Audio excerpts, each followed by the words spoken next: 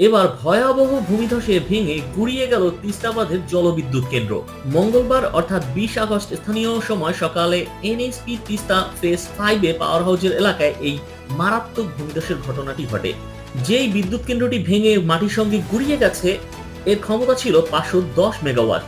তিস্তা নদীর ওপরে এই জলবিদ্যুৎ কেন্দ্রটি বালুতারে অবস্থিত ছিল। সংশ্লিষ্ট কর্তৃপক্ষ জানিয়েছে যে ভারী বৃষ্টির কারণেই এই ভয়াবহ ভূমিধসের ঘটনা ঘটেছে।